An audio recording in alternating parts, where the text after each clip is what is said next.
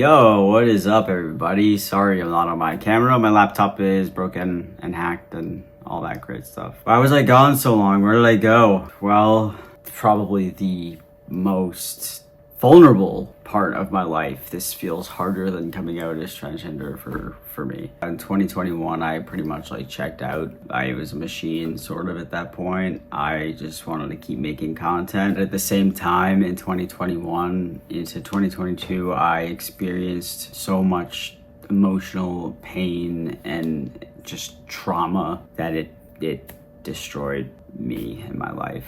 But I love my career and I didn't want that to stop, so I tried to keep making content. And eventually I burned out because I couldn't keep up with it. I wasn't happy. I couldn't put on a mask or a facade. I was dealing with PTSD, betrayal trauma, and complex trauma, and just deception, and it really messed with my head. It was partners and it was friends. I didn't understand why someone would lie or betray me or use me or anything of that nature. So as time went on, moves on into 2022, I just began isolation. I stayed home all day, played video games from the morning, drinking and just chatting and hanging out because I did not want to deal with life. I did not want to deal with what was in my face at the time. So during this dark patch in 2022 is when it was at its peak. I was battling my mental health so hard. It was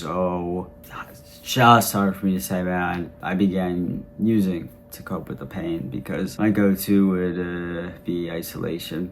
And once that didn't work, I needed something more, which was substance. And I'm just gonna fast forward here to 2023. That's when I moved to LA. And you know how easy it is to find stuff out here? Too easy. It is too. Don't.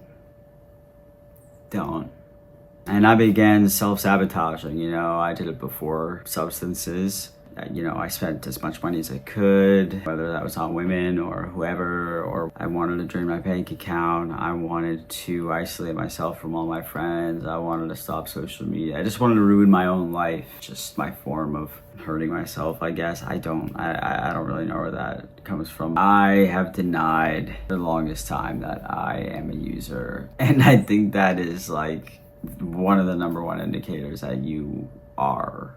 Yeah, I denied it for a long time. And in the last phase of my darkness is, insomnia. It's very hard for me to sleep. It's hard for me to sleep in general, and eat. And I really want to focus on the mental health aspect of this. If you struggle with mental health or anything that I named, or any mental illness can come with using substances or using something to numb or self-sabotage or some form of ruining you or losing you. And I feel like we need to end the stigma, hashtag end the stigma, of talking about it and ignoring it and belittling it, because it's not. Depression isn't being sad. Borderline personality disorder isn't being mad and then sad and mad and sad. There's 8 other symptoms in the DDD and DSM. Bipolar people are not just happy one day and sad the next. I don't know. I just feel like a lot of people don't understand mental health. They don't. They see it and they see you as lazy or incompetent. Let's say you can't get out of bed one day to go to work, right? You're laying there, you're in your thoughts, you just can't get up for the day.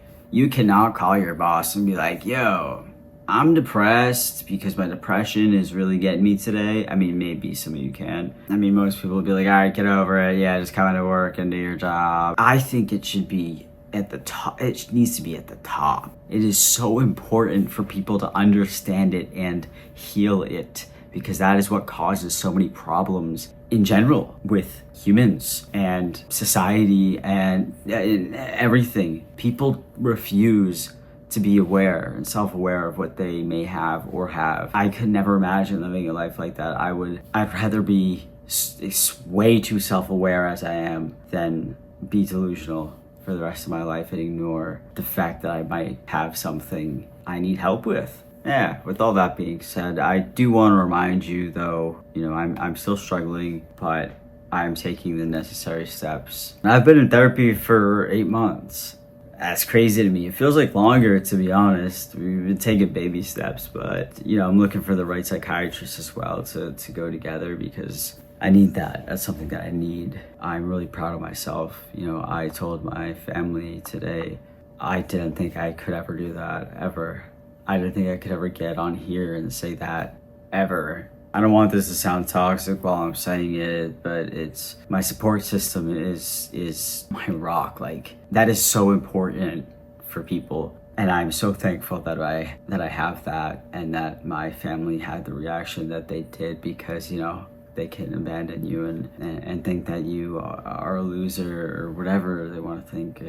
Be easy on me, be easy on people who struggle. It's not what they use, it's what's underneath. It's the pain that's underneath. I set small goals for myself. It's easy. Also, that's easy in general to do. You don't even have to be on my wave to do that. Having a small set of goals, much easier to get through than saying, I'm gonna make a movie. Having accountability buddies. That also applies to anything in life too, you know? Having someone to check in with, it makes you show up. You have to show up. Another big thing is just working on my triggers that apply to my trauma. So like Honda Civics. I'm kidding. Avoid those when you can, please.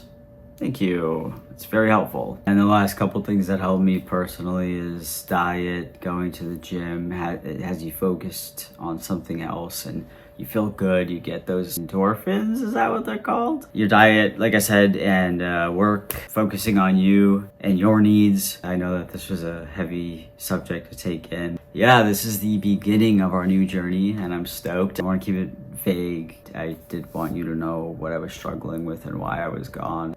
Okay, all right, well, bye, I guess. I will see you next week. Peace out from Grandpa. Hope that helps you guys. Love you. Kiss, kiss. Sorry. Gross. Grandpa, you're gross.